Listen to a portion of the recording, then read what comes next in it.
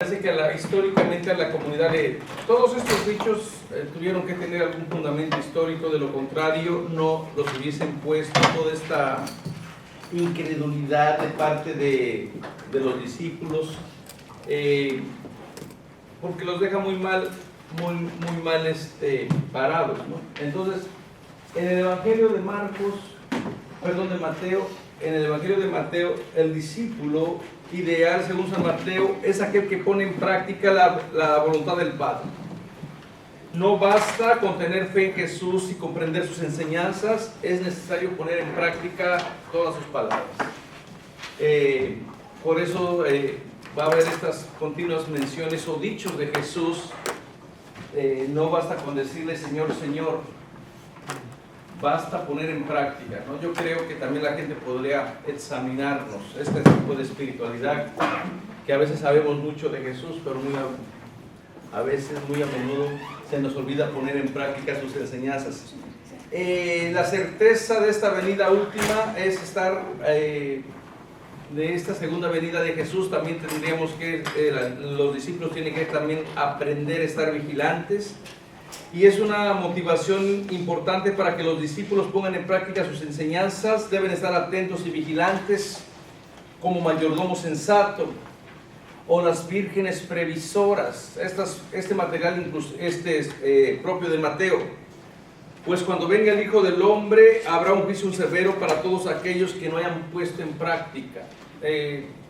Como les decía, a pesar de que enfatiza la teología de que Jesús está con la comunidad, también no se libró de la idea que tenían del reino, del segundo reino, ¿no? Jesús comenzó el primer reinado, pero el segundo, que es inminente, también se va a hacer presente. El discípulo es uno que tiene una vinculación muy personal con el Señor Jesús. No hay otra manera de ser discípulo, sino hay una relación de intimidad. También todos los evangelios casi van trazando exactamente los mismos. Y Mateo, otra de las cosas que hace Mateo es suavizar la relación de los discípulos aquí con Jesús. En el Evangelio de Marcos es más estricto y pone a los discípulos como personas que no tienen fe. Aquí los discípulos, que su relación que tienen con Jesús personal, íntima, tienen poquita fe. No llegan a comprender todo, pero siguen siendo personas de fe. El discípulo también comprende las enseñanzas de Jesús y puede enseñarlas en su turno. Mateo típicamente presenta como buenos entendedores del mensaje de Jesús, suavizando, entendiendo benignamente o hasta cambiando los textos de Marcos, donde ponían a los discípulos de una manera bastante negativa. Por esto parece querer presentar la comprensión del mensaje del Señor como una de las principales características del discípulo de Jesús, ¿no? Aquí podemos notar lo de maestros de la ley, escribas, para ser discípulos del reino. Es probable que muchas personas del judaísmo oficial también se incorporaron al mensaje de Jesús. Representarían estos los escribas del reino. Y también por allí tendríamos al mismo autor, ¿no? Que viene de este mismo grupo de personas que dejan la tradición oficial judía para incorporarse a la comunidad de Jesús. El discípulo también es uno que debe de tener fe en el poder y la bondad de Dios, en el sentido fundamental de la fe en Mateo. Y casi que todos los milagros suceden: ten fe, ánimo, ten fe. O sea, como que esa es una de las características. Una fe puesta en práctica es una característica obvia que debe de tener el discípulo, ¿no? Y curiosamente en el Evangelio de Mateo más tienen fe los demás que los mismos discípulos. El leproso, los que traen al paralítico, la hemorroísa, el capitán romano, la mujer sirofenicia. Los discípulos son frecuentemente descritos como gente sin fe. Parece referirse a una fe que no llega a la altura de lo que se espera de ellos. A pesar de que tienen fe, aún con todo y esto, Mateo es más suave con los discípulos, porque para Marcos los discípulos son personas que no tienen fe. Esos por lo menos tienen un poquito. Y otra de las cosas que tienen que tener los discípulos es guardar las enseñanzas de Jesús. Y así se va transmitiendo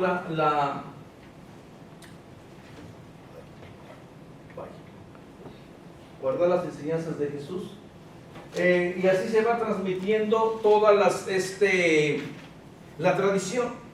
Comunicar el mensaje, ya cuando el discípulo llegue a su graduación, entonces sí puede enseñar a otros a guardar las enseñanzas. Y esto va a ser la gran comisión del capítulo 28. Esta gran comisión que en el mundo protestante tiene bastante importancia, ¿no? De vayan y hagan discípulos a otra gente y enséñenles a guardar todas estas mis palabras, bautizándolas en el nombre del Padre, del Hijo y del Espíritu Santo, y sepan que estoy con ustedes todos los días. Así concluye Mateo su evangelio. Muy bien. Ahora vamos a ir al tema. Arturo, no tenemos, muchas gracias. ¿Alguna pregunta? Estos eran nada más el tema que habíamos comenzado, que no terminamos. Sí. Sí, para los protestantes la gran misión es ir y predicar el evangelio. ¿Qué es para los católicos? También es la iglesia, por su esencia, es misionera, pero no se basan en o no se enfatiza esta espiritualidad como fundamento de. Nosotros ya damos por hecho de que la iglesia es misionera. Pero parece ser que lo que yo he escuchado de los protestantes que incluso hablan de la gran comisión, ¿verdad? Que la gran comisión. En muchos círculos, en algunos círculos hablan de esto, ¿no? Muy bien. Vamos a ir al tema de Pedro. Vamos a hablar del tema de Pedro. Vayan a la hojita número 2A. La hojita 2A.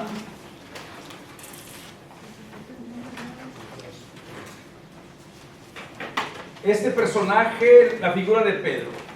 Ahora estamos aquí no tanto con el personaje histórico de Pedro, porque es difícil realmente.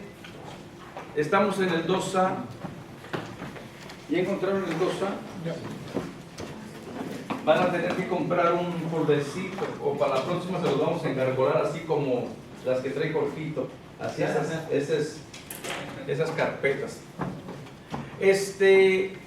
No es difícil exactamente recuperar la memoria histórica de Pedro. Si de Jesús es complicado, imagínense con los personajes secundarios. Todos los personajes se mueven al ritmo de Jesús, y todos los personajes, por muy importantes que para nosotros llegaron a ser o sean ahora, el centro siempre sigue siendo Jesús. Es lógico que Mateo quiere narrar la historia no de Pedro. El evangelio no es de Pedro el que está narrando Mateo. El evangelio es de Jesucristo, pero da la impresión que a través de los ojos de la tradición de Pedro está narrando su evangelio, ¿no? Entonces aquí nos vamos a detener solamente en lo que el evangelista, en cómo el evangelista nos presenta la figura de Pedro. Sin cuestionar si fue histórico o no fue histórico, porque va a ser muy difícil. Y bueno, este personaje, cuando uno lo analiza a través de los evangelios, casi que inmediatamente viene y dice, efectivamente Mateo presenta muy positivamente a Pedro, y es uno de los personajes que ha sido favorecido para ser estudiado, examinado y para sacar conclusiones que fundamentan en nuestra tradición la sucesión apostólica. Casi que inmediatamente uno ya da por hecho que efectivamente hay esta sucesión apostólica desde Pedro hasta Papa Francisco, sin interrupción, y esto es muy bonito, pero históricamente es muy conflictivo, porque acuérdense del arbolito torcido, que había muchas diversidades de ser comunidad, ¿no? No nos preocuparemos sobre la historicidad del personaje de Mateo, ni cómo ha sido recibido y entendido este personaje a través de los siglos. Única y exclusivamente estamos interesados en cómo Mateo presenta a Pedro. ¿Y qué pasaría si nosotros lo vemos desde otro punto de vista? Desde otro ángulo, este personaje. A lo mejor podemos traer conclusiones diferentes. Especialmente el pasaje de Mateo 16, 17, 19 y las famosas llaves han sido verdaderamente explotado. Tú eres Pedro y sobre esta piedra edificaré mi iglesia. Ha sido bastante usado, bastante comentado desde periodos ancestrales, y casi que uno rápido suelta la conclusión, ¿no? ¿Con qué finalidad nos acercaremos a Pedro desde este punto de vista? Quizás con la finalidad de ir corrigiendo o malentendiendo, o ir tratando de dar otra opinión, ¿no? Simplemente es otro punto de vista. no es quizás la opinión que la mayoría de la gente tenga. Y además porque yo siempre tengo esta como hermenéutica de la sospecha de decir, bueno, nosotros damos por hecho muchas cosas, pero ¿qué tal que no fue así? Y a lo mejor nuevas maneras más enriquecedoras pueden salir, ¿no? La hipótesis en que Mateo quizás no presenta a Pedro como modelo discipular, sino como un personaje que al final se queda fuera del discipulado, parece ser, si nosotros fuéramos un poquito irónicos o vemos los personajes, cómo van funcionando dentro de la narrativa, si no fuera Pedro el personaje que realiza todas estas cosas, y si no supiéramos ya de antemano lo que va a llegar a ser Pedro en la tradición especialmente católica, a lo mejor uno sería más crítico, porque casi todos los biblistas católicos, cuando llegan al personaje de Pedro, primero examinan lo que la iglesia dice, lo que el magisterio dice, la figura de cómo se ha recibido Pedro ya, y no van al texto mismo. Entonces como que esto ya nos condiciona, ya nosotros estamos condicionados para demostrar que Pedro es el fundamento de toda la comunidad en el Evangelio de Mateo. Pero si nos quitáramos todas estas ideas preconcebidas y fuéramos primero al texto y pudiéramos preguntarle al texto o otros acercamientos, posiblemente serían posibles. ¿Entienden un poquito la dinámica que quiero realizar con la figura de Pedro? Como ya venimos con el prejuicio. Ya venimos, igual que se hacía con la arqueología. Si ustedes quieren condenar, por ejemplo, la historia de Sodoma y de Gomorra, no sé si la están viendo. Ustedes quieren condenar a un cierto tipo de gente. Y la arqueología les va a decir, no existen tales ciudades, no se descubre nada. Pero como uno ya tiene la idea, entonces tú tienes que ir a buscar lo que el texto te dice y no lo que la arqueología te dice. Porque tú haces arqueología primero con la Biblia aquí y con la pala acá. Y eso es un gran error. Primero tienes que ir a ver lo que hay aquí y después venir a ver si se corroba o si se comprueba lo que tienes aquí en el libro. Entonces se tiene que cambiar la metodología de hacer en este caso arqueología. Primero vas al sitio, porque la arqueología es lo más exacto que se pueda tener. La tierra habla, las vasijas hablan, la manera de... Si te dice que allí había un altar y que posiblemente se sacrificaban ídolos, o te dice que hay imágenes de diosas femeninas, tú no puedes negar eso. Entonces esto te reinterpreta los textos que tienes acá. Por ejemplo, si te dice, bueno, que Yahvé tenía su diosa, pues eso también te lo dice Jeremías, y acá también te lo dice, mira, entonces se comunican, pero primero hay que ir al sitio, y así tenemos que hacer primero con la Biblia. Primero tenemos que suspender todo lo que nosotros ya creemos, lo cual casi es imposible, porque nosotros ya estamos bien condicionados, ya nuestra fe está impregnada en nosotros. Por eso ahora, justamente ahora, la gente tiene que decir desde dónde está leyendo. Estoy leyendo desde esta situación, esta es mi historia, estos son mis prejuicios. Cuando uno reconoce sus prejuicios, entonces el texto puede enriquecerse. Pero si alguien dice que yo no tengo ningún prejuicio y yo voy a ir a la Biblia, solamente a la Biblia, pues a lo mejor hay que cuidarnos porque tiene más prejuicios y ni cuenta se da. ¿Entienden este principio hermenéutico? Si ustedes quieren demostrar que verdaderamente Dios creó primero a la mujer, bueno, al hombre, entonces lo que van a hacer primero es ir ya con esa idea preconcebida y bueno, van a encontrar muchos textos que apoyen tu idea.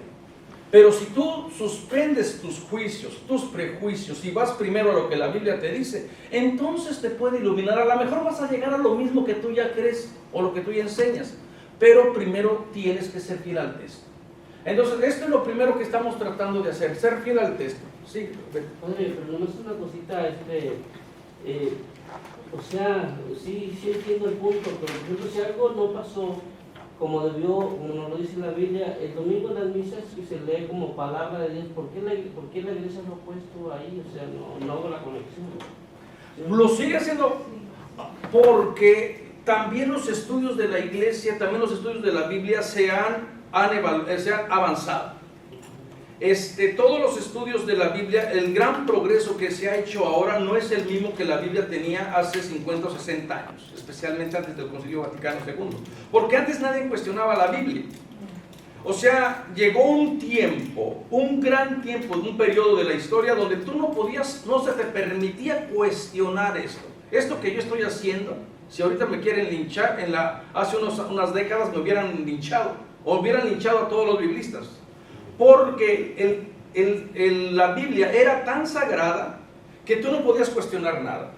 Si te decía que Moisés era el autor del Pentateuco, Moisés es el autor del Pentateuco. Aunque tú sabías que por ahí decía que Moisés estaba describiendo su muerte, y tú dices, bueno, pero la iglesia dice que Moisés es el autor. Entonces, cuando comienzan con con la iluminación, especialmente en Alemania, porque Alemania, no crean que porque los alemanes son más inteligentes, sino porque han tenido ya solucionar sus problemas de comida y de vivienda, y ya la gente puede pensar. Y además también el lenguaje alemán es muy preciso, la filosofía es muy sistemática. Cuando comenzaron a preguntarle al texto y a cuestionar el texto, cuando comenzaron a decir que posiblemente no todo lo que está en la Biblia sucedió como dice que sucedió, entonces fue abriendo búsquedas, fue dando un paso muy importante. Y las iglesias también reaccionaron de esa manera a permitir que la gente comenzara a preguntarle al texto. Y claro, cuando las comunidades de fe permiten que uno le pregunte al texto, pues también se van a dar sorpresas de que a lo mejor las cosas que están allí a lo mejor no sucedieron como uno cree que sucedió, pero en el mundo litúrgico pues ya están establecidas. Y en cuestión de fe esto no aumentaría o no quitaría absolutamente nada, ¿no? El hecho de que no sucedió exactamente como nos dice que sucedió, te invitaría más bien a madurar la fe, a seguir creyendo en que Dios es más grande que el mismo libro. O sea, tú puedes preguntarle al libro, pero a Dios no se quedó encerrado en el libro. Dios sigue con su comunidad. Esto es lo que la iglesia celebra. Y por eso cuando nos reunimos los domingos, escuchamos la palabra de Dios, y esta palabra de Dios se hace vida porque hay una comunidad que la recibe. Hay una comunidad que cree que el Espíritu de Dios está allí, pero esta palabra no está en el libro, está en la recepción que hace la comunidad de la palabra misma. Y bueno, ahora, ¿por qué la iglesia tampoco va a reconocer? La iglesia se mueve muy lenta, especialmente en cuestiones de estas, ¿no? Hasta hace muy poco la iglesia reconoció públicamente que María Magdalena no era la prostituta. Después de 2000 años, en el 1960, creo que fue con Pablo VI, reconoció públicamente que María Magdalena no era la prostituta. ¿Y en qué momento se convirtió en prostituta? Por el siglo III. Fíjense todo lo que tuvo que pasar. Y hasta que vino el Papa Francisco, y bueno, desde el Padre Francis el domingo, el Papa Francisco la hizo en una fiesta oficial para toda la iglesia. Ok, miren, vamos a estudiar entonces los textos que son exclusivos de Pedro o Petrinos, antes del capítulo 16 y después del capítulo 16, para ver ese centro. Es como un parteaguas, ¿no? El de tú eres Pedro y sobre esta piedra edificaré mi iglesia. Primero vamos a ver los textos que son exclusivos de Pedro. Vayan a Mateo 4, 18, 20, por favor. A mí me puede pasar la Biblia. ¿Me puede pasar la Biblia? 18, 20. ¿Cortito, todo bien? Sí. Muy bien.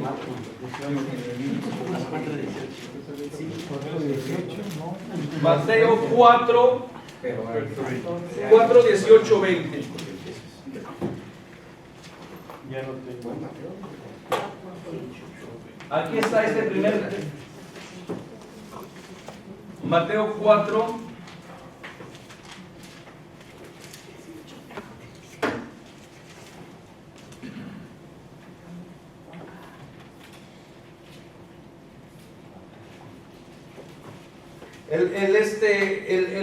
La primera llamada. Jesús acaba de. Bueno. ¿Qué pasó, mi Araceli? Pescador de hombres. En Mateo, paralelo en Marcos 1:18, en Marcos, a mí me gusta más el de Marcos. Estamos viendo más. Ok, ya está por allí. No, Mateo 4 dice, mientras caminaba junto al lago de Galilea, vio a dos hermanos, Simón llamado Pedro y Andrés su hermano, que estaban echando una red al lago, pues eran pescadores. Y les dijo, vengan conmigo y los haré pescadores de hombres. De inmediato dejaron las redes y le siguieron. Un trecho más adelante vio a otros dos hermanos, a Santiago de Zebedeo y Juan su hermano, en la barca con su padre Zebedeo, arreglando las redes. Los llamó y ellos inmediatamente, dejando la barca y su padre, se fueron, le siguieron.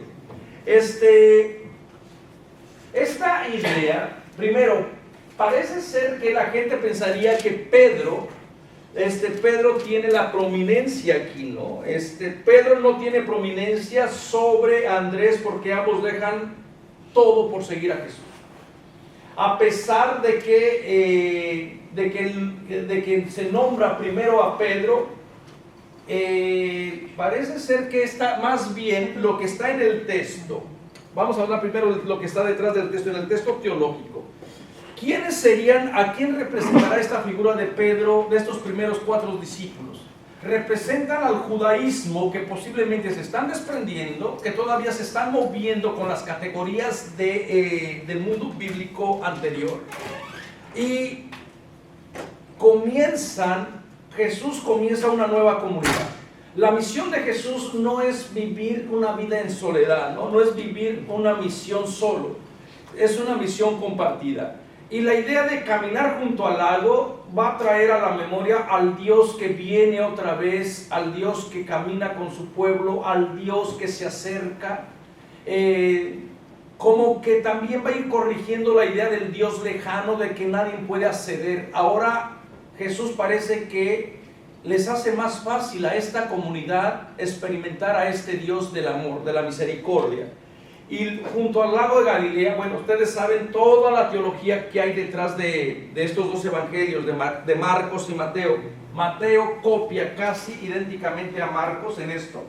Toda la teología de Galilea. Es en Galilea. ¿Por qué Galilea? Porque no tiene buena reputación, porque es en Galilea donde la gente pobre no puede cumplir la ley de pureza, porque es la gente del sur consideraba a los del norte como ciudadanos de segunda. Entonces Galilea, en el imaginario del siglo I, es el lugar del margen, de la exclusión, el lugar donde viven prácticamente los enfermos, los endemoniados. Es interesante, por ejemplo, que Marcos, de sus 12 milagros, 11 sucedan en Galilea y solamente uno cerca de Jerusalén. ¿Por qué? Porque demuestra otra vez como la opción preferencial que Dios tiene por la gente marginada, por la periferia, por el margen. No es el Dios del centro. En Galilea tendríamos que estar contraponiéndolo con Jerusalén. No es la idea del centro. Y la idea también entonces Galilea, por eso es que comienza en Galilea la misión y va a concluir otra vez en Galilea cuando Jesús resucitado mande otra vez a la comunidad y específicamente a Pedro a regresar a Galilea. Porque va a haber muchos momentos de la comunidad que se va a ir acomodando, que no va a querer regresar a Galilea, que se va a quedar en el centro, en el poder. Y siempre, continuamente hay que regresar a la Galilea, ¿no? Y caminando, dice, vio. Esta palabra del verbo ver es muy rico dentro de la literatura bíblica. La primera vez que aparece, incluso se le asignaba así en la iconografía el ojo de Dios, ¿no? En las otras culturas también a Dios se le representaba con el ojo. Hay poder en la mirada, hay poder en la persona que ve. Se les llamaba el Roí, el Dios que me ve. Aparece por allá con la historia de Agar y de Sara, cuando Agar corre a la esclava porque dice que el hijo de la esclava no va a compartir la herencia con Isaac. Los problemas de la bendita herencia, ¿verdad? Entonces corren al pobre de Ismael y Agar se va con Ismael al desierto en la mente del pueblo oprimido. Es como las proyecciones del pueblo oprimido. El pueblo oprimido quiere que los opresores se vayan al desierto y experimenten la esclavitud. Por eso Agar representaría al pueblo egipcio que sale como lo que le está pasando al pueblo de Israel, ¿no? Ahora resulta que los que estaban en el exilio, los que estaban en el desierto, sueñan con que algún día el opresor caiga y sea el que sufre, ¿no? Entonces Agar se va con su niño y está junto al oasis, y el niño llora y Dios ve y Dios escucha. Y luego Agar, que prefiere vivir en el desierto a someterse a la esclavitud, dice: he visto al que me ve, he visto al que me ve, el Dios que ve. Entonces cuando Jesús dice que vio, también lo reconoce como sujeto. Hay un poder entre el que ve y la persona que es vista. En este caso, Jesús es el sujeto porque ve, y los otros son como el objeto de la mirada de Jesús, ¿no? Entonces va a haber muchos elementos allí dentro de los signos de la vocación. Estas vocaciones para ir formando pueblo van en proceso. No es algo que llega y que se da a la ligera, sino que empieza todo un discipulado.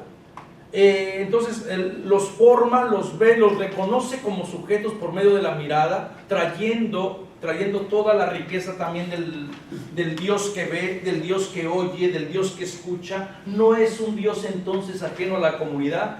¿Y a quién vio? A los hermanos, a Simón llamado Pedro y Andrés, que estaban echando la red al lago, pues eran pescadores. Y bueno, ya les estaba diciendo en la mañana, la idea de vengan conmigo y los haré pescadores de hombres, es de personas, sería la traducción.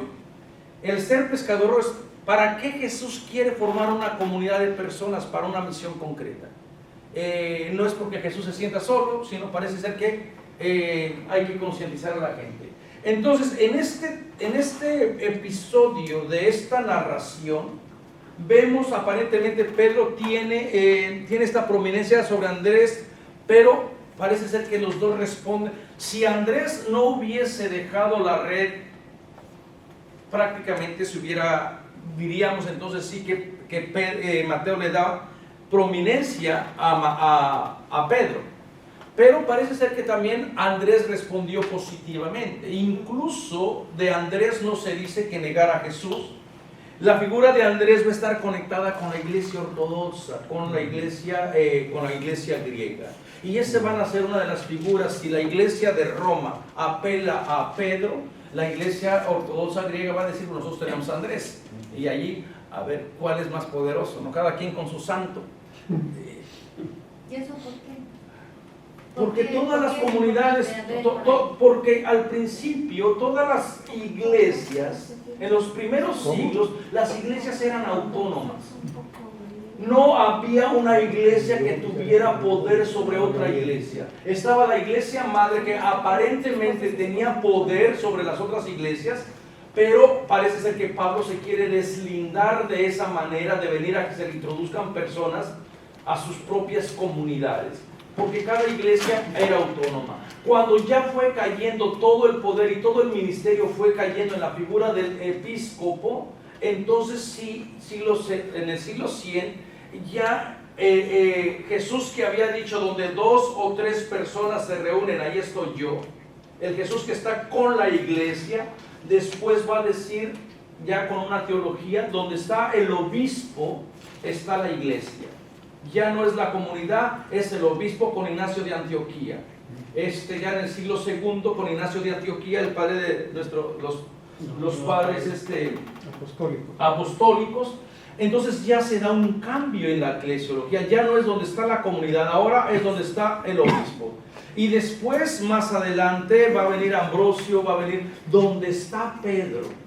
No cualquier obispo, donde está Pedro está la iglesia. Entonces ya fueron cambios que se fueron dando, modificando, hasta llegar ahora a lo que tenemos, ¿no? Que la iglesia es piramidal, jerárquica, y el pueblo quedó.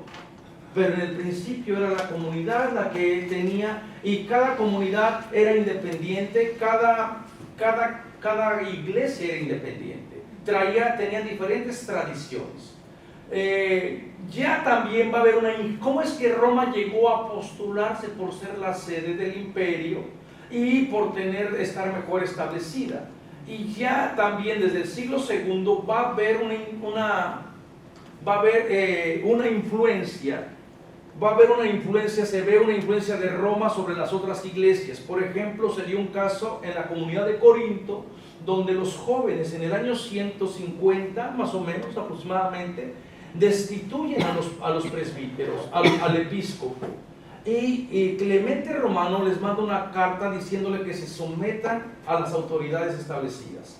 Entonces ya se ve con ese documento que Roma va teniendo influencia sobre las otras comunidades. Pero al principio, un poquito de tiempo, cada comunidad era un poquito independiente. Ahora todos volteamos a Roma y de Roma viene lo que a Roma va. De Roma nos viene todo, ¿no? Y Dios guarde la hora si tú quieres ser diferente, eclesiología. Entonces, esto es lo que se va a ir estudiando a través de los evangelios, ¿no? Entonces, parece ser que estas diferentes comunidades van a estar apelando a los diferentes miembros, a las diferentes personas, a las diferentes formas de gobernarse, ¿no? Entonces ustedes ya saben la otra historia, les haré pescadores, va a traer a la memoria. Esta es una imagen siempre de guerra, de violencia, donde el profeta Habacuc, el profeta Ezequiel, el Jeremías van a estar hablando de Israel, que es pescar.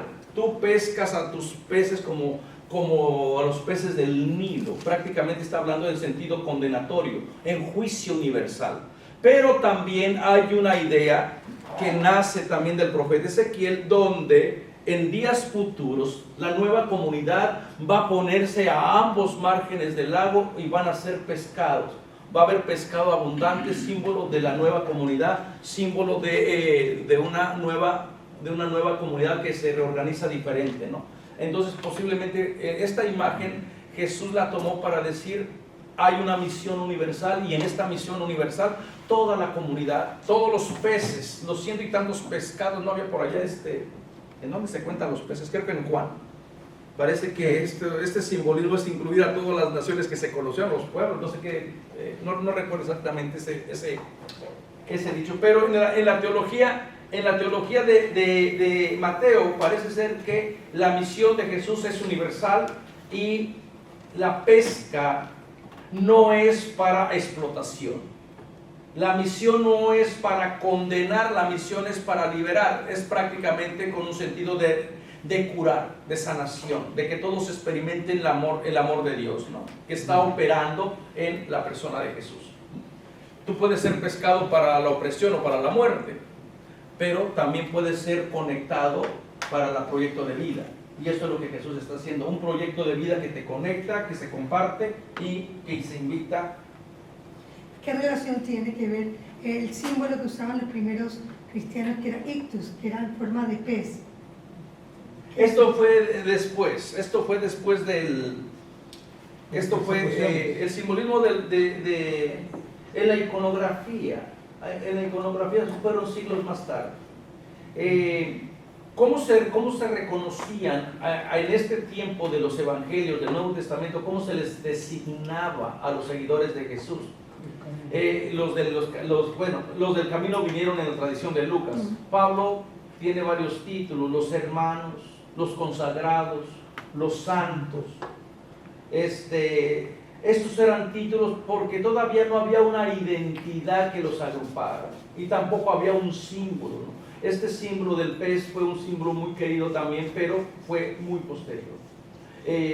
Me imagino, hay una representación en Tacta, en Antiberíades, que viene ya del siglo IV. Hay una mujer que en el siglo III o IV más o menos, que se llamaba la Virgen Egeria. Era una virgen que ahora se la andan peleando los españoles y los irlandeses. Unos dicen que era española, otros dicen que era irlandesa. Y que ya no es virgen. Era virgen. Yo creo que era española, hay que darle los privilegios de la madre patria. Y en esa historia de la Virgen Egeria, ella tiene un diario y se fue a recorrer los lugares santos. Y estamos hablando del siglo IV. Recorrió los lugares, siglo III, IV, recorrió todos los lugares y iba apuntando en su diario iba apuntando su diario, y cuando llegó a donde se conmemoraba la multiplicación de panes y peces, describe la piedra, describe la imagen de los canastos de los panes y los peces, y dice que había una piedra muy milagrosa que los peregrinos iban y se llevaban su pedacito, ¿verdad? Ya, de la piedra ya no quedó nada. Pero entonces parece ser que esta es una iconografía bastante antigua. Si esta señora está en el siglo III y IV, y si ya hay toda una tradición de peregrinaje, nos está remitiendo por lo menos a bastante antigua esa tradición. ¿Y es la que cuenta de los gallos de Roma? ¿Perdón? Ella es la que cuenta que temprano en la mañana cantan los gallos en Jerusalén, perdón. No recuerdo esa parte. No recuerdo esa parte del diario de la Virgen Egea. Lo que sí sé es que los gallos estaban prohibidos en Jerusalén. Que aparecen.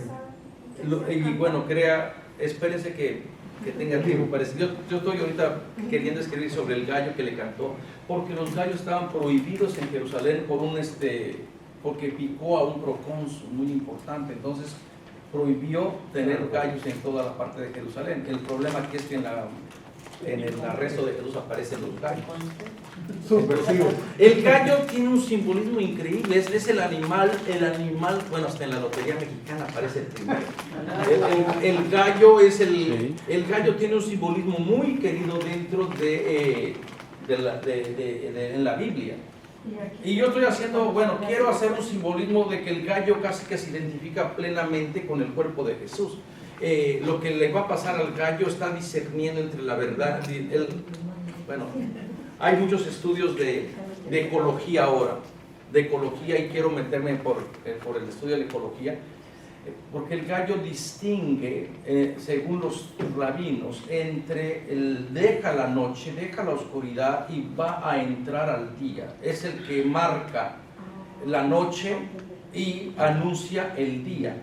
Entonces yo quiero ver el gallo como un símbolo de la resurrección. Así como Jesús sale de la noche, del arresto de todo esto, y va a entrar al día de la resurrección, pero como que el gallo lo acompaña, como que el gallo es el que lo va anunciando, ¿no? Bueno, esas son mis ideas que tengo por ahí. No he puesto por ahí. Es el símbolo nacional francés también. Sí, las Galias. Este es desde los romanos. Sí, el gallo ha sido hay ciertos animales muy queridos en la Biblia. En los padres de la iglesia hicieron comentarios acerca de los gallos. Del elefante, no se diga, el elefante fue el modelo de virtud que todo cristiano debería de imitar. El elefante, la oveja y la hormiga.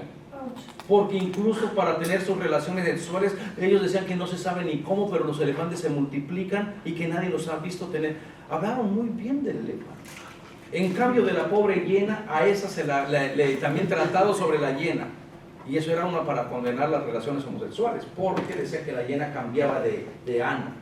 Un día le daba por ser hiena y otro día por ser hieno. Y entonces en la mentalidad de los padres de la iglesia, también quisiera tener un tiempo para escribir los animales en los padres de la iglesia. Es interesante, de verdad, cuando uno estudia todas estas cosas. Bueno, esto sí, ya uno que la gente que le interesa. Bueno, pero entonces, ¿y cómo llegamos a los peces? Okay. Clara es la culpable de que llegue a Ok, bueno, pero entonces la pesca, entonces la misión de Jesús es hacer una pesca que congregue a toda la humanidad, que sea universal. Ya estaríamos entonces ante una narración post-pascual con este llamado, con esta imagen, y en esta nueva comunidad post-pascual, después de la Pascua, después de la resurrección, entonces toda la comunidad es congregada a participar, a convivir. Entonces la pesca no sería para la muerte, sería para la vida, posiblemente cambiando la imagen negativa que se tenía con la imagen positiva que el profeta Ezequiel nos va a regalar, ¿no? Vayan al capítulo 8, por favor.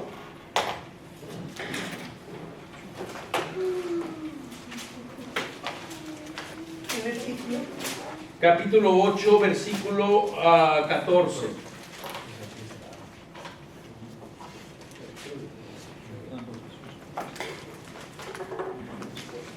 hay una tradición también donde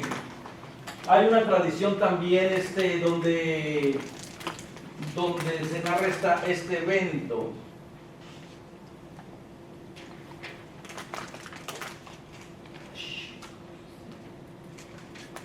Dice, entró Jesús en casa de Pedro, vio a su suegra acostada con fiebre, la tomó de la mano y se le fue la fiebre, entonces ella se levantó y se puso a servirle.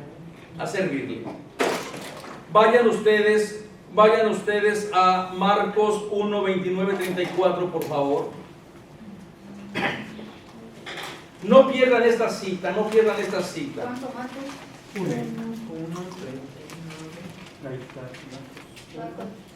Marcos?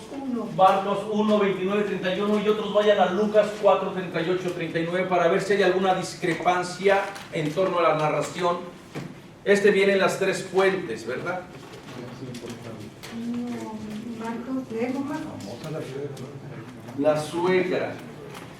¿Quién enfermó a la suegra? ¿Por qué está enferma? ¿Qué tipo de enfermedad?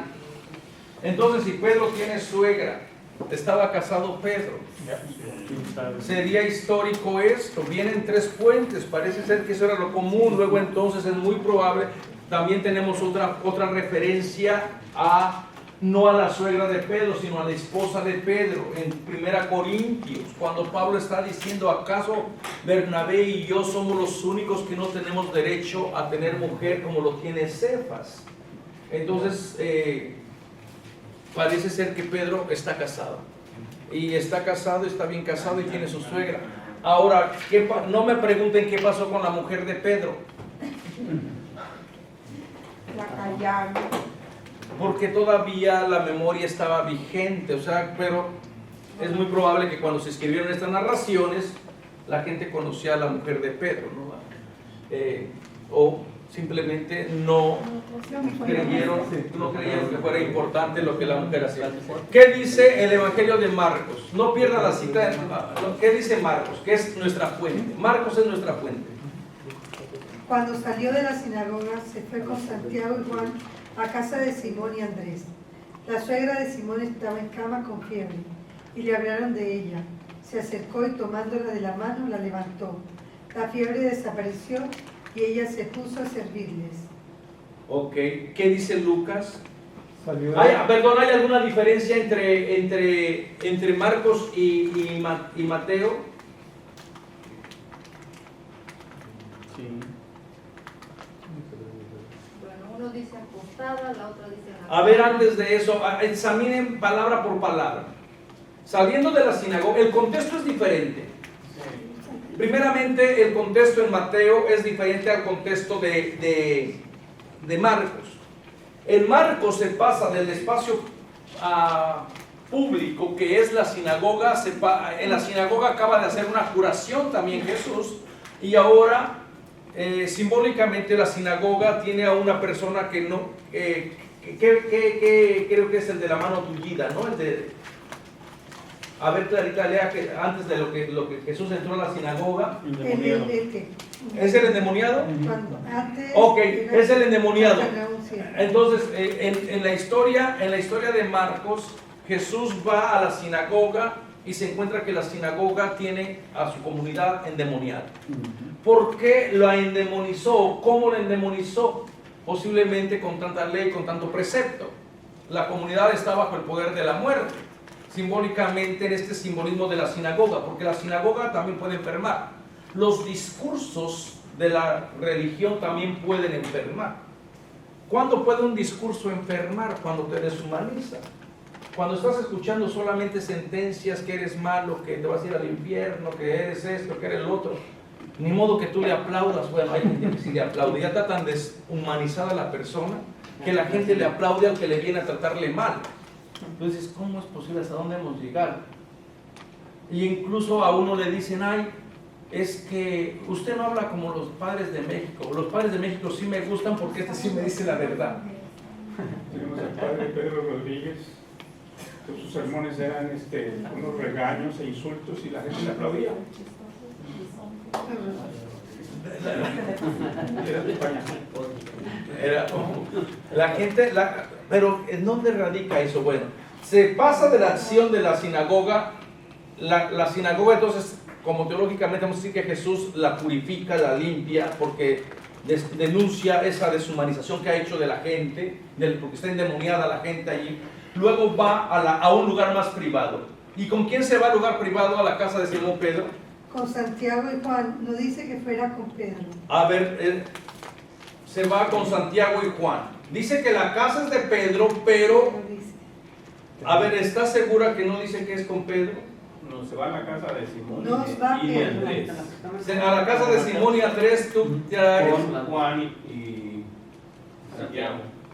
Ok. Con Santiago y No Juan, tenía pero no permiso, dice que se fue con Pedro. Ok, vamos a dar por hecho de que Pedro ya está en la casa, en su casa.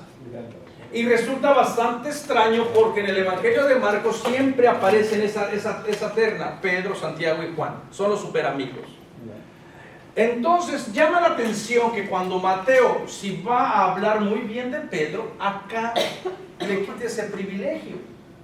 Si la fuente original era de que Jesús se fue a la casa de la suegra de Simón Pedro con Santiago, con Juan, y vamos a dar por hecho que también estaba Pedro, porque este grupo en el Evangelio de Marcos siempre están juntos en los momentos más importantes de Jesús. En el momento de la transfiguración está Pedro, Santiago y Juan. En el momento de Getsemaní está Pedro, Santiago y Juan. En todos los momentos está esta tríada. Entonces vamos a dar por hecho de que en el Evangelio de Marcos, en la casa de Simón Pedro, está Pedro, Santiago y Juan. Resulta extraño que Mateo omita esa información. Que omita, si tú vas a hablar bien de una persona, y si hay un texto que habla muy bien de esa persona, porque ahí en ese texto está hablando muy bien de él, el hecho de que los lleve a los tres amigos está hablando muy bien, es un sentido de privilegio, de intimidad, de relación. Estas son las cosas que uno va a ver. A ver, vayan a Lucas y vean ese detallito. ¿Qué dice Lucas, Luis? Salió de la sinagoga y entró en casa de Simón. La suegra de Pedro estaba con fiebre muy alta y le suplicaban que hiciera algo por ella. Entonces allí tampoco, en relación a los tres, No lo- parece que los dos omitieron ese dato. ¿Será que viene de la fuente Q entonces? ¿Será que, bueno, pero lo tenemos en Marcos?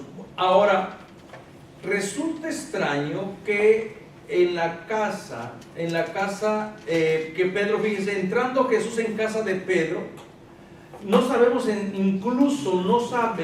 realmente Pedro está presente en la narración del Evangelio de Mateo, porque se habla de la casa de Pedro.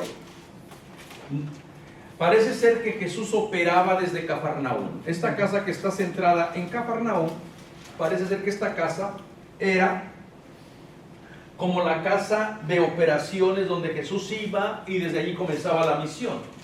¿Y por qué Cafarnaúm? Porque estratégicamente Cafarnaúm estaba ubicada en todas las principales ciudades del lago, ¿no? Estaba bien relacionada, y porque en Cafarnaúm era centro de escuelas rabínicas muy importantes. Y mucho del ministerio, muchas de las curaciones Jesús las realiza en Cafarnaúm o alrededor de Cafarnaúm.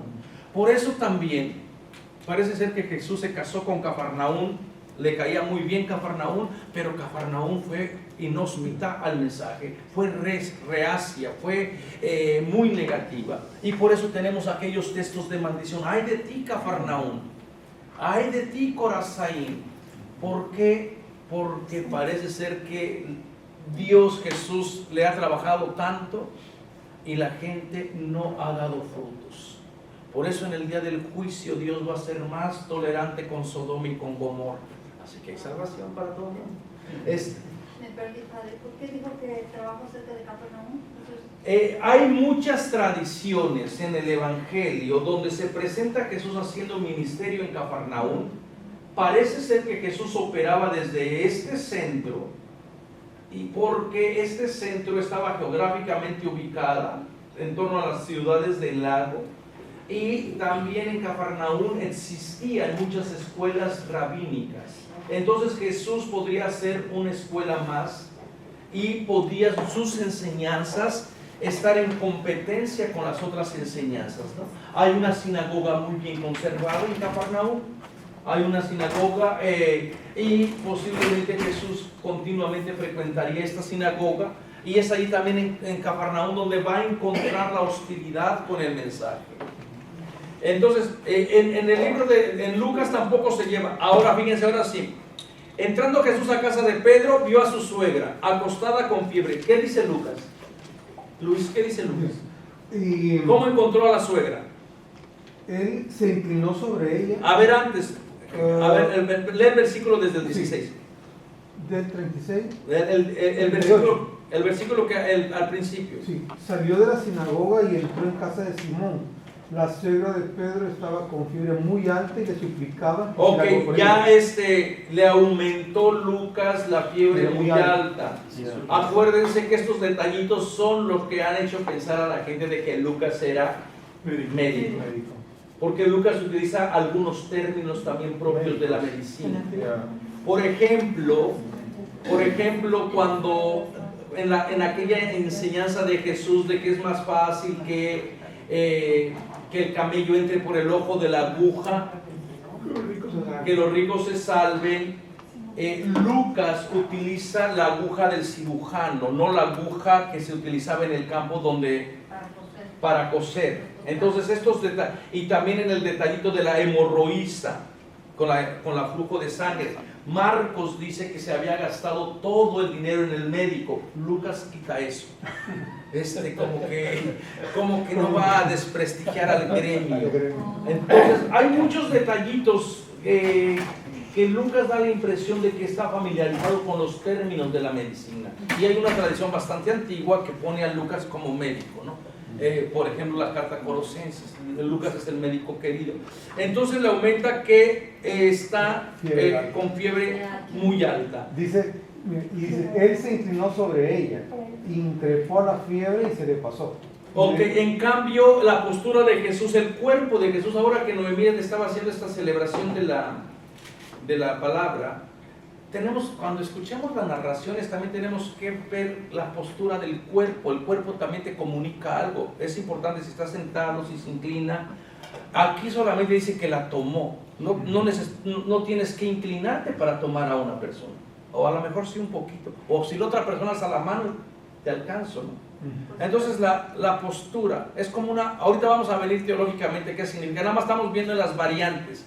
Entonces sí ven cómo Mateo prácticamente y Lucas han eliminado este privilegio que Marco les había dado a ser solamente los beneficiarios de un evento extraordinario. No dice. Insisto que Marco no dijo que iba Pedro ahí.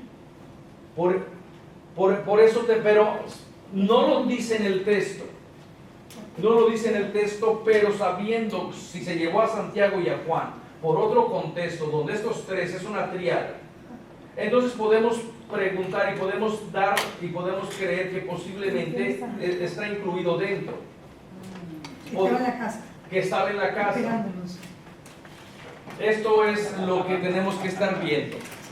Okay. Si estaba una mujer sola en la casa en aquellos tiempos y llegaban unas personas que no pertenecían a... Pero parece que hay familiaridad, parece que es un grupo de familiaridad. Ya están compadres. La pregunta es buena, pero parece que hay familiaridad entre... cuando ya hay familiaridad, y si Jesús tiene en esta casa su centro de operación, entonces es posible. Ahora, parece ser, entonces está acostada con fiebre. ¿Qué hace en el Evangelio de Marcos? La tomó de la mano, se inclinó. ¿Qué gesto tiene el cuerpo de Jesús, Clarita, en Marcos? Se inclinó. Se inclinó. Sobre ella. Se inclinó. Aquí solamente dice que la tomó de la mano, se le fue la fiebre. ¿Y cómo dice se le fue la fiebre? Se increpó a la fiebre. Increpó. A la fiebre. Y se le pasó. Es diferente porque Porque también Lucas está escribiendo para un contexto griego y los griegos creían que el cuerpo era susceptible a ser poseído, bueno, fíjense que no hemos hecho ningún avance en esta cuestión de las posesiones, pero ellos creían que la persona era poseída por la enfermedad, por algún espíritu que causaba la enfermedad. Entonces la enfermedad, si yo estaba bien, ¿qué fue lo que me pasó? Se me metió un espíritu de la enfermedad. Entonces aquí parece ser que Lucas está jugando con esta idea de entrar y de poner a Jesús para ver quién tiene más poder, el espíritu que ha enfermado a la suegra o Jesús. Y por eso el lenguaje se vuelve de increpar. Cada persona, cada cultura va a lidiar diferente con la enfermedad. Entonces ellos creían que los espíritus andaban por aquí, que rápido se metían en uno, ¿no? De hecho, padre, lo que usted está diciendo es como lo continúa San Lucas. En el 40 dice, al ponerse el sol, todos los que tenían enfermos con diversas dolencias se los llevaban. Él ponía las manos sobre cada uno y los sanaba. De muchos salían demonios gritando, tú eres el Hijo de Dios. Él les increpaba y no les dejaba hablar. Es como una continuación de esto que está. Entonces el sistema de salud les ha fallado al hombre poseído. El sistema de salud le ha fallado también a la mujer. Entonces parece ser que Pedro no tiene, aquí en esta historia Pedro no parece ser que juega el papel prominente que tiene. Y ahora la otra cosa, ¿quién enfermó a la suegra? ¿Quién es la suegra de Pedro? En el ámbito teológico, pues, ¿cómo enfermó Pedro a la suegra? La volvería loca. Si Pedro representa la ley, la comunidad está enferma.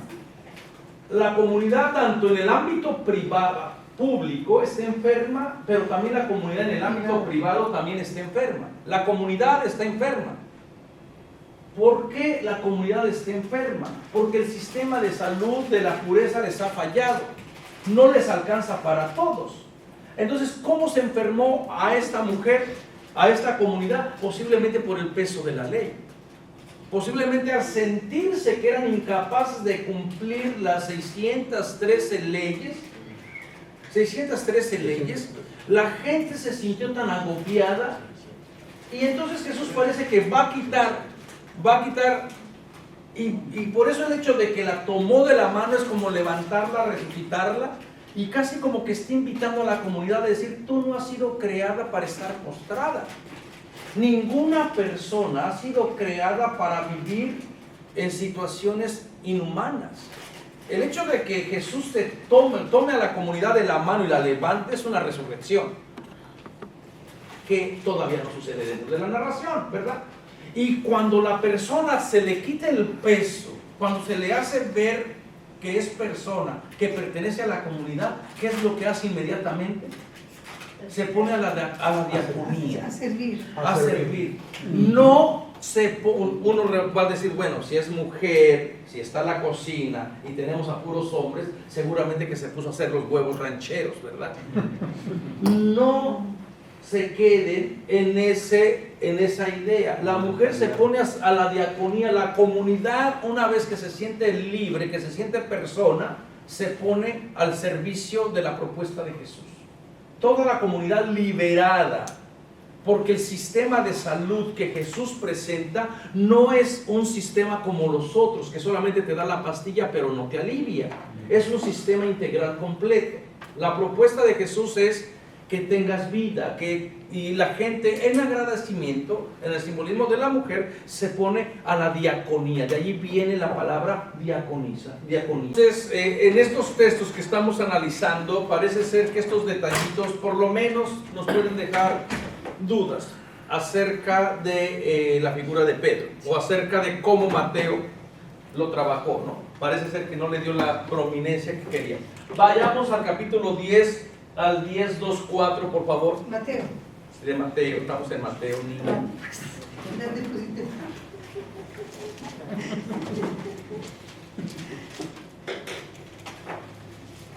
Y te entendí que era.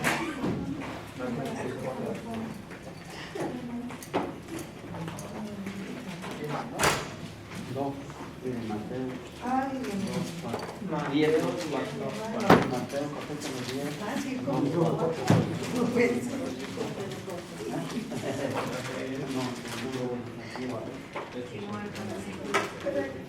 En el capítulo 10, y llamando 10 o 1. en el capítulo primero, para hacer el contexto, parece ser que utiliza la oración en el divino pasivo. En el griego están las oraciones pasivas, ¿no? Como en el español, nosotros también tenemos oraciones pasivas. Y en el griego, cuando la oración es pasiva, el sujeto siempre es Dios. Parece ser que la llamada de los 12 es voluntad de Dios. Llamando a sus discípulos, les dio poder sobre los espíritus inmundos para expulsarlos, para sanar toda clase de enfermedades y dolencias. Entonces la invitación de Jesús o la convocación de Jesús es para que transmitan vida, porque parece que el sistema de salud había fallado, ¿no? Estos son los nombres de los 12 apóstoles, de los enviados. Entonces esto es la traducción posible, podríamos ser, estos son los nombres de los 12 enviados. Y si son 12 enviados, apóstoles, es enviado. Si son 12, ¿de dónde viene a traer esta tradición? El número 12, ¿por qué no 7? Entonces es un mundo simbólico. Es un mundo simbólico de los 12 enviados. Y el primero es Simón, llamado Pedro, y Andrés y su hermano Santiago de Zebedeo y su hermano Juan, Felipe y Bartolomé, Tomás y Mateo, el recaudador de impuestos, Santiago de Alfeo. Entonces muy probablemente había otro Mateo, ¿verdad? Para distinguirlo le pusieron de sobrenombre recaudador de impuestos. Santiago de Alfeo y Tadeo, Simón el cananeo y Judas Iscariote, el que incluso le traicionó. Y bueno, y para que sepan cómo la Biblia nos escribió, así como uno piensa, si todavía no sucede la traición, ¿cómo es que nosotros ya sabemos? Esos detalles a veces es lo que a la gente les dice. Bueno, en la narración la traición y el engaño y bueno, y el arresto, la muerte y la crucifixión suceden al final, pero aquí acuérdense que ya todo se ha escrito. Cuando ya los eventos sucedieron, la comunidad está retrocediendo o también así como la ironía, ¿no? Cuando Jesús le dice, no se lo digas a nadie, y todo el mundo lo sabe. O en la historia del sacrificio de Isaac, ¿no? Si va solamente Abraham, Isaac, el burro y el criado. Después más adelante dejan al criado y solamente sigue Isaac y Abraham. Y uno, ¿cómo sabe la historia? ¿Quién estaba allí presente para estar narrando, ¿no?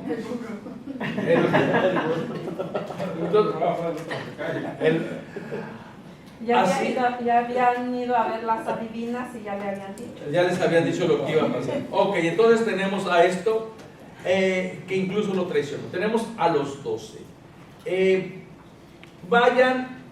Vamos a ver cómo. Fíjense, aquí aparece Pedro encabezando la lista de los 12. Esto es simbólico, acuérdense. Y también parece ser que se le quiere dar un grado de prominencia. El hecho de que sea el número 1, Mateo nos dice que Pedro es protos, en el griego protos, porque posiblemente va a jugar con la palabra de protos petros, porque suenan muy parecido, protos, pretos que es piedra, protos. Por extrañas razones, vamos ahora, vayan a Marcos 3, 16, 19, por favor.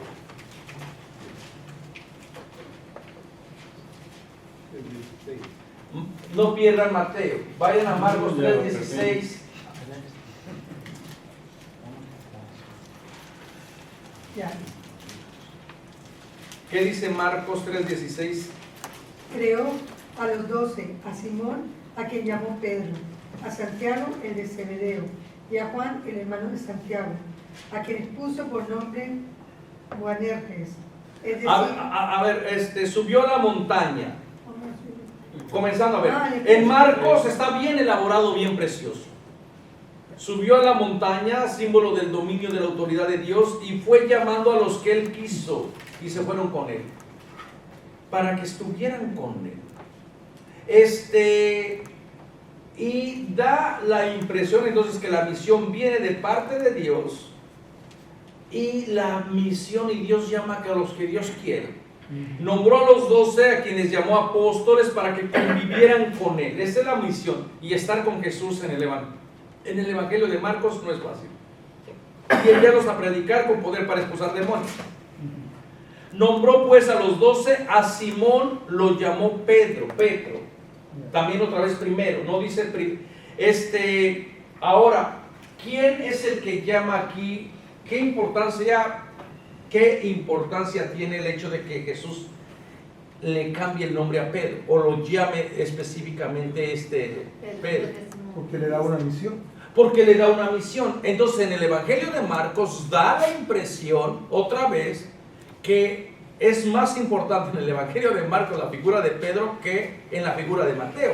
Porque en la figura de Mateo no dice que Jesús le llame o le cambie el nombre directamente. Mateo lo único que te está diciendo es al que llamaban Pedro. ¿Cómo es lo que dice? A ver, dice De sobrenombre Pedro, dice. De sobrenombre Pedro, pero no dice que Jesús fue el que le cambió el nombre. Cuando en la Biblia se le cambia el nombre a una persona, es con la finalidad de que esa persona es especial y va a tener una misión y tiene una prominencia dentro de la narración y dentro de la teología.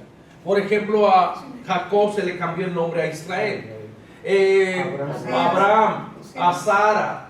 A todos los grandes personajes, siempre que se le cambia el nombre es porque tienen una prominencia. Parece ser que Marcos también se mueve con esa teología y le cambia. Jesús le cambia el nombre a Pedro y como símbolo posiblemente de prominencia. Pero este cambio no sucede en el Evangelio de Mateo. Otra vez, Mateo hubiese podido aprovechar ese privilegio que tenía de su fuente y parece que lo omite.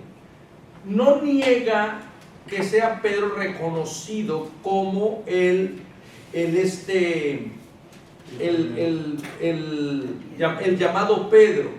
El llamado Pedro no niega que sea llamado Pedro, pero no te dice Mateo que el cambio se lo hizo Jesús, por extrañas razones. Entonces cuando uno dice, bueno, si el héroe en el Evangelio de Mateo es Pedro, ¿por qué va omitiendo cositas que son sumamente importantes para apoyar ese privilegio que va a tener después Pedro? Esto es lo que uno le queda allí. Por extrañas razones, Mateo reemplaza la afirmación de Marcos que dice a Simón, y Jesús le puso de sobrenombre Pedro para una misión importante. Mateo irónicamente nos dice Simón el llamado Pedro. En Mateo 4:18 Mateo también lo llama Simón el llamado Pedro. No rectifica o simplemente no le importa decir que el nombre le fue cambiado por el mismo Jesús. Entonces como que eso es lo que a uno le pone así como en duda, de decir si Mateo quería presentarnos a su héroe, pues casi que Pedro puede decir, no me defiendes, compadre, ¿verdad? Así como podemos observar, Jesús en Mateo no le da el nombre a Pedro. Con este detalle da la impresión que Mateo le quita su prominencia de ser enumerado como primero y solamente lo pone como protos por el lenguaje, porque se oye bien, se escucha bien al oído, ¿verdad? ¿Alguna pregunta? ¿Ven estos detalles que les estoy mostrando? En Lucas da una... Lucas, ¿qué nos dice? Dice, por aquel tiempo subió a una montaña a orar, se pasó la noche orando a Dios. Cuando se hizo de día, llamó a los discípulos, eligió entre ellos a 12 y los llamó apóstoles. Simón, a quien llamó Pedro, Andrés su hermano, Santiago y Juan, Felipe y Bartolomé. Entonces Lucas sí estaría siguiendo la tradición de Marcos. Sí. Y lo que llama también la atención, no me había puesto, Llamó a Pedro. no me había dado cuenta también, lo que llama la atención es que no sabemos en dónde sucede este llamado en el Evangelio de Mateo. Y Porque aparece en el Mateo 16. ahorita vamos a ver en el Mateo 16, ¿Dónde está? este llamado, ¿en qué lugar geográfico? En Marcos, ¿dónde sucedió? En la montaña. Sí, también aquí. En Lucas, en la montaña. Pero aquí, por extrañas razones, Mateo tampoco nos dice que fuera en la montaña. Y esto es extraño porque Mateo siempre, todos los eventos importantes los realiza dentro de la montaña. Y le conviene para su teología porque Moisés continuamente subía a la montaña. Ahí se te encontraba con Dios. En las bienaventuranzas que vienen de la Q, de la historia de la hipótesis de Q, para Lucas suceden en el llano y para Mateo suceden en la montaña. Aquí parece ser que no nos da este detalle de la montaña. Hubiese sido también importante para su teología. Estaría relacionado con esta teología. Entonces, bueno, espero que estén viendo estas discrepancias.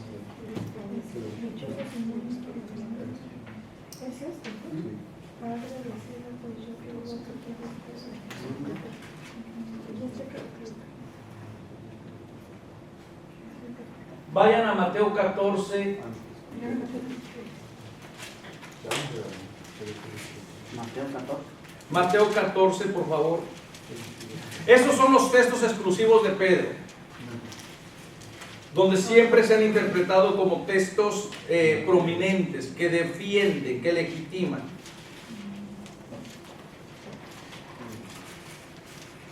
Aquí tenemos a uno de los mejores biblistas, especialistas en Mateo, el Donald Senior, del mundo. No sé cuál sería su interpretación de estos textos.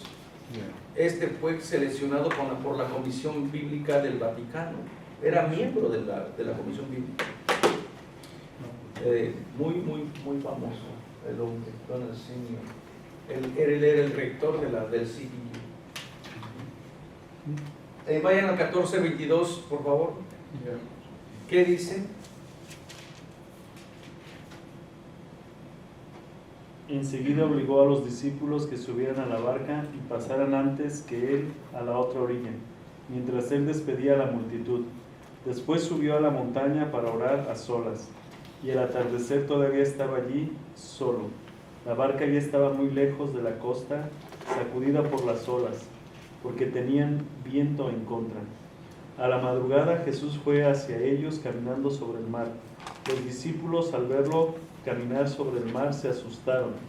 «Es un fantasma», dijeron, y llenos de temor se pusieron a gritar. Pero Jesús les dijo: «Tranquilícense, soy yo, no teman». Entonces Pedro le respondió: «Señor, si eres tú, mándame ir a tu encuentro sobre el agua». «Ven», le dijo Jesús. Y Pedro, bajando de la barca, comenzó a caminar sobre el agua en dirección a él. Pero al ver la violencia del viento tuvo miedo y cómo empezaba a hundirse, gritó: «Señor, sálvame». Enseguida Jesús le tendió la mano y lo sostuvo, mientras le decía: «Hombre de poca fe, ¿por qué dudaste?».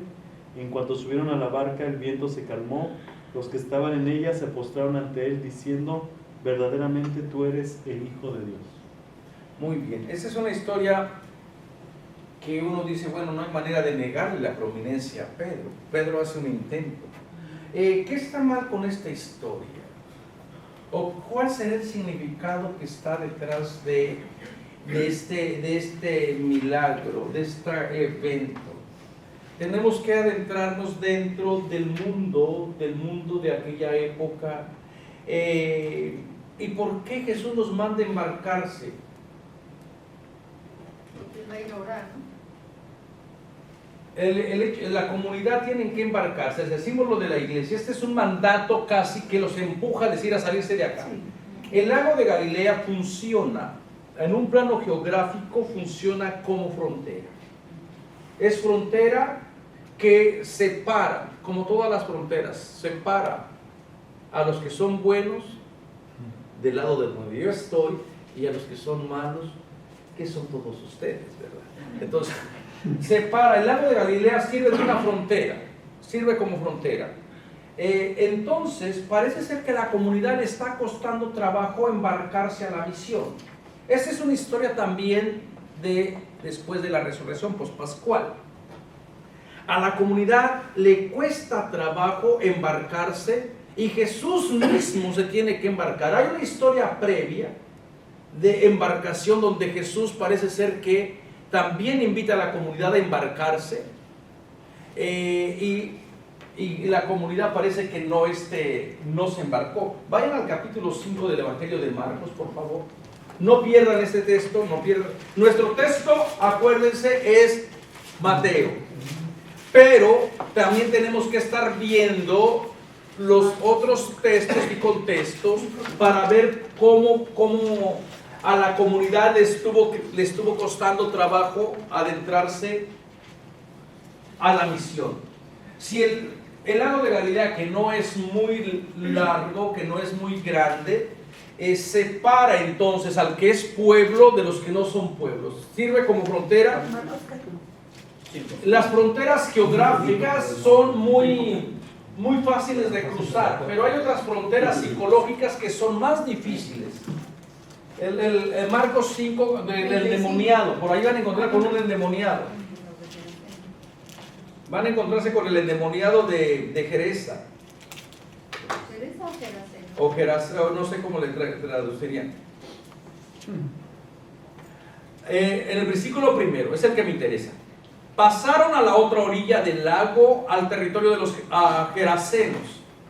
Aquí toda la comunidad se está involucrando en la misión, están brincando a la otra orilla, se están brincando, están dejando de ser pueblo, están llevando la misión más allá.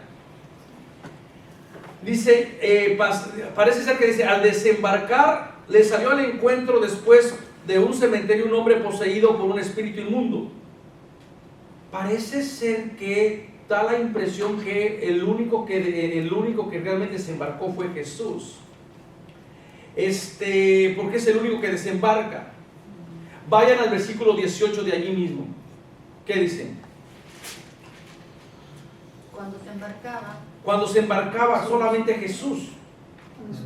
¿Qué pasó con toda la comunidad? Parece ser que la comunidad no se embarcó, porque a la comunidad le estaba costando trabajo abrirse a los otros pueblos, llevar la misión a otros pueblos.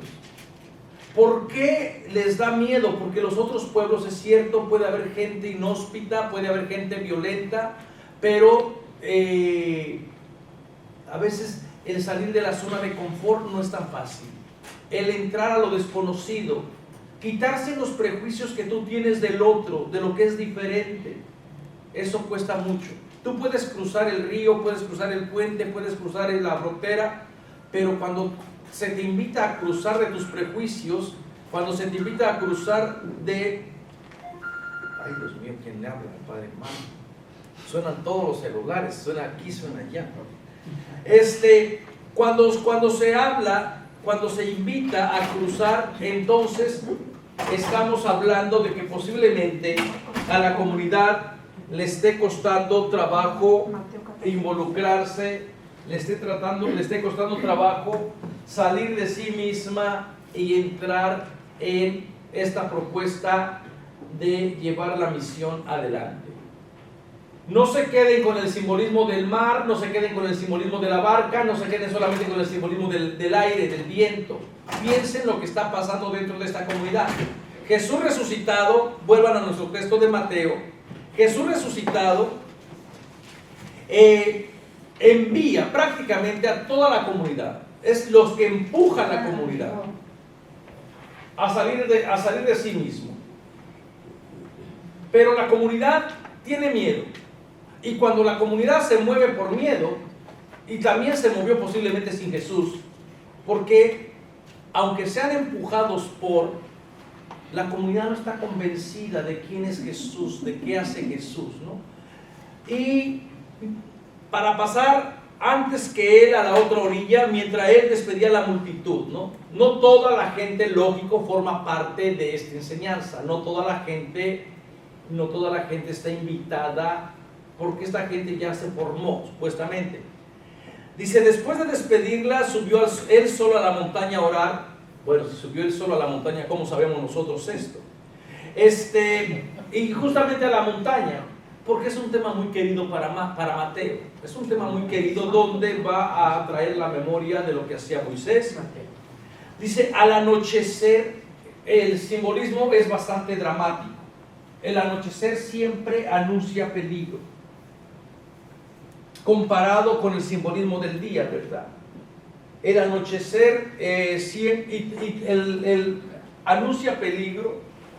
Es en el anochecer donde las fuerzas malignas despiertan y pueden causar problemas. Y al anochecer se quedó solo. La barca se encontraba a buena distancia en la costa, sacudida por las olas, porque tenía viento contrario. La comunidad está experimentando. ¿Qué sería este viento contrario? Persecución, a lo mejor desprendimiento de la sinagoga y todos estos elementos. Para dramatizar más el evento, lo pone junto al lago. El lago también va a traer todas aquellas historias de la creación. El lago va a representar todas las fuerzas hostiles. Las grandes creaciones de los babilonios, de las grandes culturas, en sus mitos, se había establecido cuando Marduk había matado, aniquilado al dragón, al monstruo marino. Entonces, parece ser que en el fondo están jugando con esas historias de decir, el mar cuando está fuera de sí, cuando hay oleaje, representa todo lo negativo, representa todas las fuerzas caóticas del mal, representaría todo lo que se está oponiendo a la propuesta liberadora de Jesús, de su reino, de su misión. Y trae a cabo esto. El hecho de que camine Jesús sobre el mar, es otra vez el Dios creador que está poniendo límites al mar, y ahora le está poniendo límites al mal, que lo está sometiendo nuevamente, que le está diciendo, tú mal no tienes cabida en mí, o yo te he creado. Recuerden toda la sabiduría, cuando Job se queja con Dios, se rebela contra Dios porque le mandó todas las calamidades, y después que Job trae a juicio a Dios, Job habla una y otra vez, Dios pacientemente escuchó a Job hasta que después Dios habló.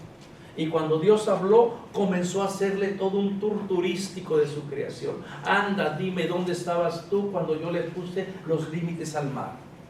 Tú seguramente que tienes los años de las montañas, dime cuánto pesa, ¿no? Bueno, el hecho de que sea Jesús el que le va poniendo, caminando, está trayendo a la memoria el Dios que vence al mal, el Dios que le pone un límite a todo lo que es negativo. Entonces no se queden ustedes con el simbolismo de caminar sobre las aguas. Lo que está detrás es, Jesús tiene poder de someter el mal, de reorientar a la comunidad, porque la comunidad está a la deriva. La comunidad se ha embarcado sin la misión, se ha embarcado prácticamente sin Jesús, porque tenía miedo, y cuando uno se mueve por miedo, es lógico que le van a venir los problemas, ¿no? Entonces, ya muy entrada la noche, también cómo es que resucitó Jesús, ¿no? También estas historias pospascuales, el simbolismo de la noche. Vence otra vez la noche. Jesús se acercó a ellos caminando sobre el lago, poniendo límites al mar. Dice, al verlo caminar sobre el lago, los discípulos comenzaron a temblar y dijeron, es un fantasma. ¿Por qué les entra este miedo? Porque le está trayendo a la memoria también que a Dios nadie lo puede ver. Si ustedes recuerdan toda la teología del Antiguo Testamento, nadie puede experimentar a Dios y seguir vivo. Dios es el Dios del trueno, de la tormenta, del lago, de la montaña. Entonces esta gente entra en una teofanía pero también se están moviendo con los miedos de la comunidad que Moisés, por ejemplo, allá en el libro del Éxodo, del Deuteronomio, del Números, estaba tratando de ir purificando de esas imágenes tan negativas que tenían de Dios, donde la gente se aterrorizaba y decía, ve primero tú y ya después nos vienes a contar lo que Dios te dijo. Entonces, el miedo, hermanos y hermanas, no es buen consejero. El miedo de experimentar a Dios no es un amor de verdad, en este sentido. Entonces, esta comunidad, si el autor está jugando con un Dios del Antiguo Testamento que le está poniendo límites al mar, que le está prácticamente aniquilando el mal, el hecho de estar caminando sobre, dominándolo, porque es el dueño de la creación, entonces la comunidad dice, estamos ante una teofanía, estamos ante una presencia de Dios, y ¿quién va a poder resistir su mirada? ¿Quién va a poder entrar en este contacto y seguir vivo, ¿no? Entonces comenzaron a gritar y gritaban de miedo, y cuando la gente grita de miedo se le nubla la razón. El miedo no es el mejor consejero. Aniquilen su miedo. Una de las cosas que continuamente va a hacer Jesús cuando resucita es no tengan miedo. ¿Por qué? Porque la comunidad tiene miedo. Y bueno, el que elabora de una manera magistral esta idea, casi hasta desde un punto de vista psicológico, es Juan, en la figura de Tomás, el llamado mellizo, ¿verdad? Porque todos tenemos nuestro mellizo, nuestro gemelo, que es el miedo. El miedo y uno siempre crecen juntos. Siempre hay un miedo.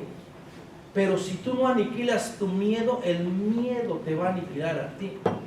Así que piensa, di miedo, tú no puedes vivir conmigo, fuera de mi cóctel, fuera de mí. Entonces no tengan miedo. Porque una persona que tiene miedo va prácticamente a ser manipulada. Ser cinecio. Anímense. Y cuando les gritaban de miedo, soy yo. ¿A quién les va a traer esta imagen del soy yo? Ego e mí. ¿A quién les va a traer la imagen? A Yahvé, efectivamente.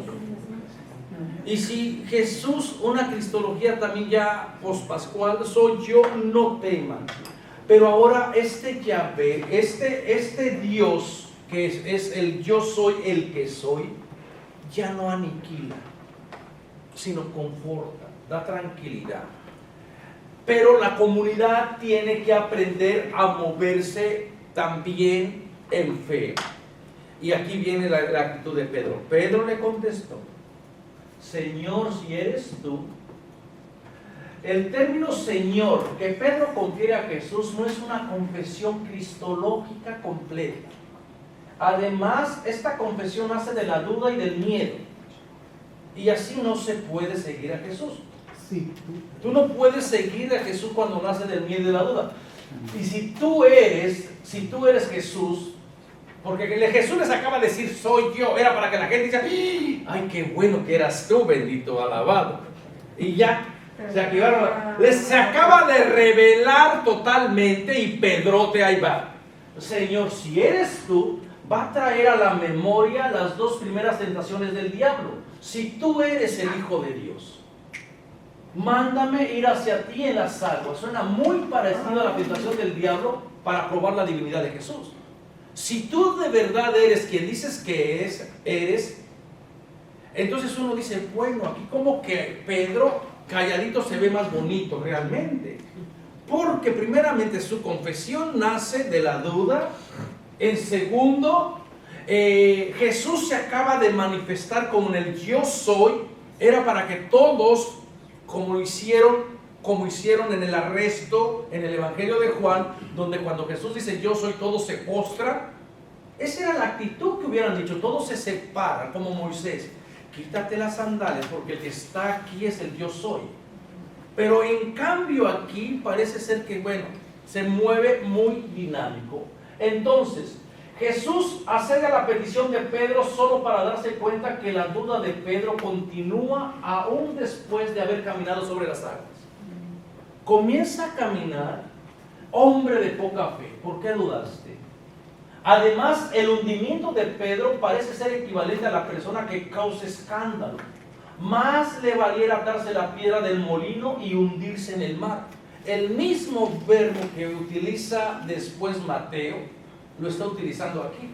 La duda te hunde en el mar, por eso no duden, crean. Si tienen una revelación de verdad de que el Espíritu de Dios está presente, ustedes digan, aquí estoy y de aquí no me muevo. No importa que venga el obispo, que venga el superior, que venga otro a quitarte tu experiencia de que tú estás trayendo vida a la comunidad. Tienen que tener la certeza y decir, aquí estamos, ¿no? Entonces, el hundimiento, Pedro, la piedra se hunde, es una ironía. La piedra se hunde, pero se hunde no porque Jesús no sea quien dice que es, se hunde por su duda. Se hunde porque no ha llegado todavía a comprender que está en otros términos de la teofanía, ¿no? Ven, le dijo Pedro, salió de la barca, Señor, sálvame. Al momento Jesús extendió la mano, lo sostuvo y le dijo, hombre de poca fe, igual que con la suegra de Simón. Y cuando subieron a la barca, el viento amainó, los de la barca se postraron ante él diciendo, ciertamente la confesión de fe la hace toda la comunidad, no solamente Pedro. Entonces, el privilegio de haber tenido esta teofanía,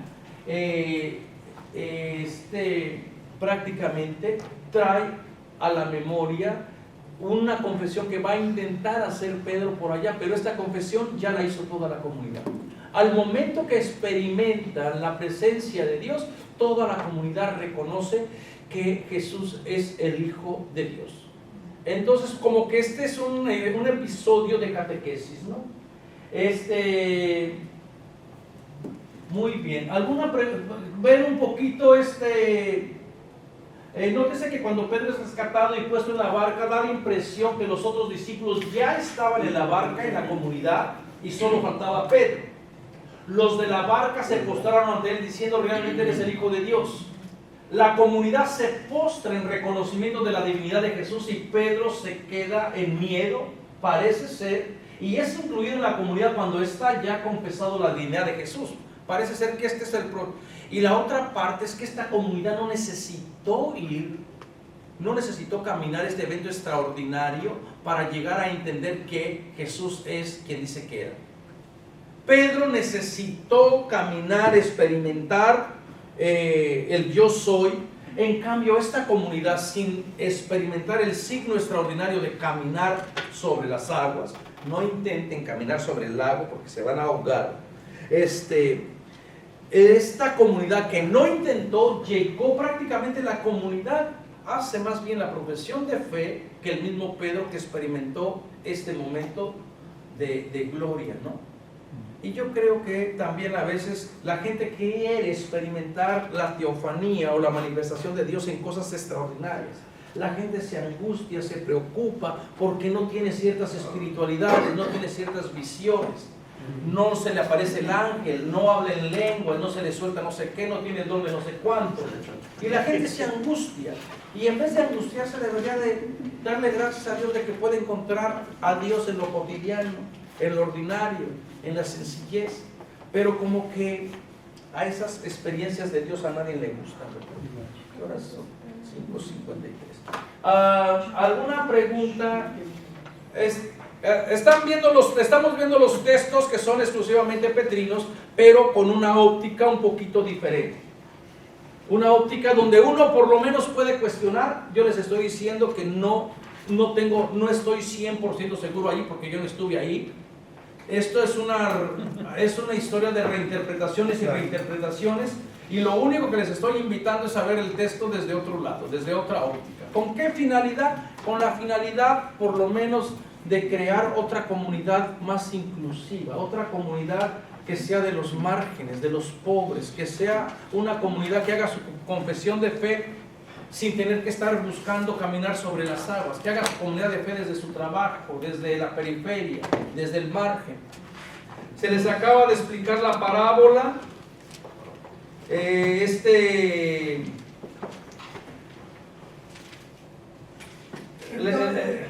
Llamando a la gente les dijo, escúchenme atentamente, no contamina las leyes, sino lo que sale realmente contamina al ser humano. Entonces se acercaron los discípulos y les dijo, ¿sabes que los fariseos se han escandalizado al oírte hablar así? Él le respondió, toda planta que no plantó mi Padre del cielo será arrancada. Déjenlos, son ciegos y guían a otros ciegos. Y si un ciego guía a otro ciego, los dos caerán en el pozo. Pedro contestó, explícanos esta comparación. Y él le dijo, también ustedes siguen sin entender. Ahí está Pedro, o sea, como que no ven que lo que entra por la boca pasa al vientre y luego es expulsado del cuerpo. En cambio, lo que sale por la boca brota del corazón y eso sí que contamina al hombre. Porque del corazón salen malas intenciones, asesinatos, adulterio, fornicación, robo, falso testimonio, blasfemia. Este es un género que se llama de listas y virtudes, donde se dan todas las virtudes que la persona posee y se describe al enemigo con una serie de vicios. Entonces, en esta historia, Pedro permanece en la ignorancia de la propuesta de Jesús en relación con la ley. Y él, que viene de esta tradición, uno esperaría que Pedro entendiera, pero posiblemente, acuérdense que lo que se está en discusión aquí no es la ley, sino las tradiciones y la reinterpretación que se está haciendo de la comunidad.